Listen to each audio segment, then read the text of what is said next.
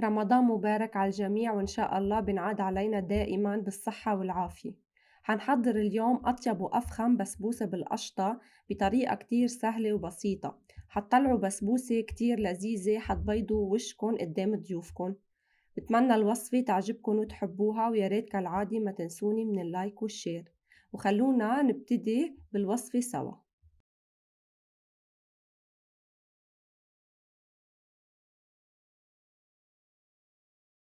للمكونات حنحتاج ل3 حبات من البيض بدرجة حرارة الغرفة مع ظرف من السكر الفانيلا، معلقة كبيرة ونص من البيكنج باودر، نصف كوب من السكر الحبيبات،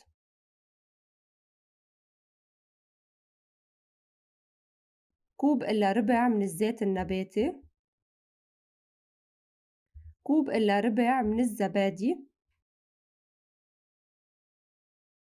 كوب إلا ربع من القشطة القيمر، وإذا ما كانت متوفرة عنا بنستبدلها بكوب إلا ربع من الزبادي كمان،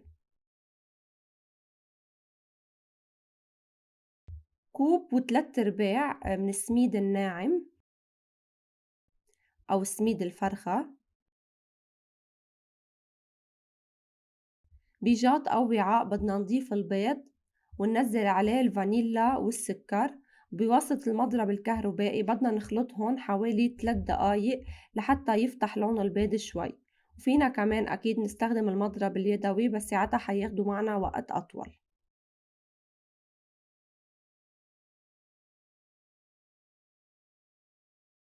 وهيك من بعد ما فتح عنا لون البيض بدنا نضيف المكونات الباقية اللي هي الزيت الزبادي والقشطة.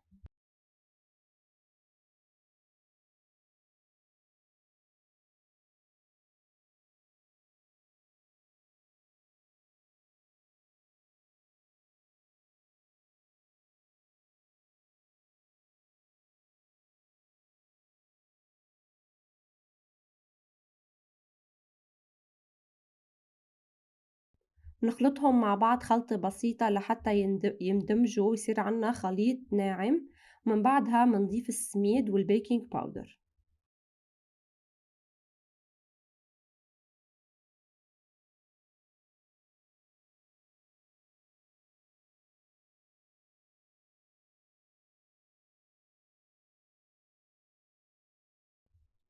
بنفس الطريقة بنخلطهم مع بعض لحتى يختفي السميد، ما بنبالغ بالخفق، بس يختفي حبات السميد بنوقف بواسطة سباتولا بنتأكد إنه ما عاد في عنا تكتلات بالخليط. وهيك خليط البسبوسة صار جاهز. بدنا نوضع نصف الكمية بصينية البايركس، استخدمت أكبر صينية وحأكتب لكم المقاسات بصندوق الوصف. فإذا بدنا نوضع نصف الكمية لأنه بعدين بدنا نحضر طبقة من القشطة ونوضعها، ومن بعدها بدنا نوضع النصف الباقي من خليط البسبوسة. ندهن الصينية فينا بالزبدة بالسمنة أو بالطحينية، ندهنها كتير منيح وكمان عن الأطراف.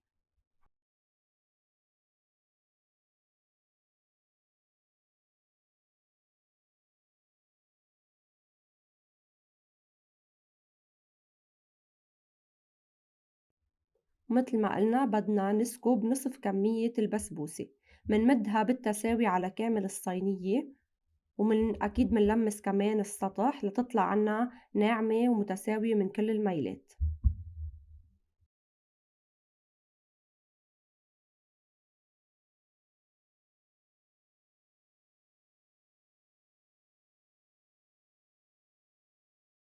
وبدنا ندخلها على فرن محمى مسبقا على 180 درجة، النار من فوق ومن تحت بدها تاخد من 12 ل 15 دقيقة.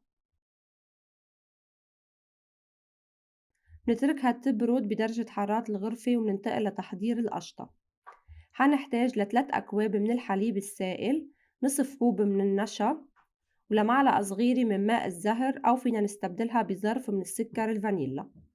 على نار متوسطة بدنا نوضع الحليب والنشا، أكيد أول شي مندوب الحليب والنشا هي والنار مطفية، ومن بعدها بدنا نقلبهم كتير منيح على نار متوسطة لحد ما يشتد الخليط عنا، وآخر شي بنوضع رشة ماء الزهر أو ظرف السكر الفانيلا.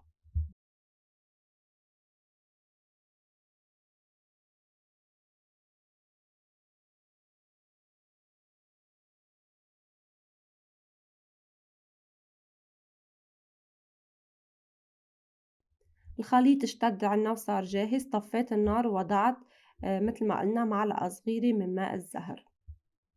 هي والقشطة السخنة مباشرةً بدنا نسكبها فوق خليط البسبوسة يلّي خبزناه بالفرن، وهلأ بدنا نترك القشطة شوي لحتى تبرد ويتشكل عنا متل قشرة على الوجه، لأنه إذا فردنا خليط البسبوسة التاني هي والقشطة السخنة ما بتعود تمّد عنا بسهولة، فمنتركها تبرد يعني حوالي ربع ساعة تدفى عنا، ومن بعدها نوضع عليها خليط البسبوسة يلّي بقي عنا.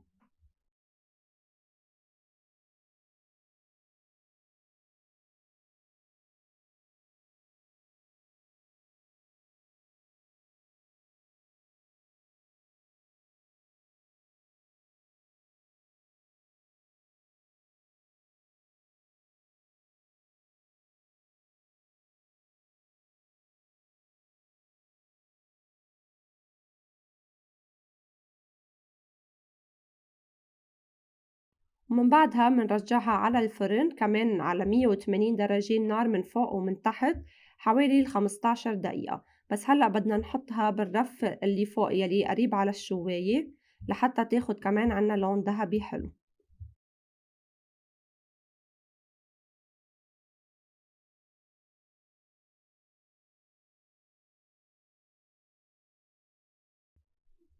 والبسبوسة طلعت عنا من الفرن هي والسخنة منسقيها بالقطر مباشرة، وكمان ما كترت كمية القطر يعني على حسب ذوقكم فيكن كمان تكتروا قطر أكتر أو فيكن تزينوها بالعسل متل ما انتو بتحبوا. نتركها تتشرب القطر تمامًا، أنا تركتها حوالي ال4 ساعات، ومن بعدها قطّعتها، وحبيت فرجيكم قوامها من جوا عن جد كتير طيبة، ومتل ما لاحظتوا خطواتها كتير سهلة وبسيطة.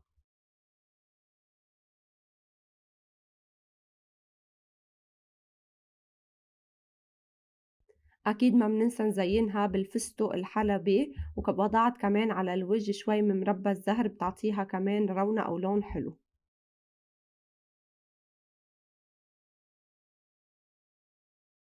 بتمنى وصفة اليوم تكون عجبتكن وحبيتوها، وأكيد انطروني دائمًا بوصفات بعد أحلى وأطيب، ويلا باي باي.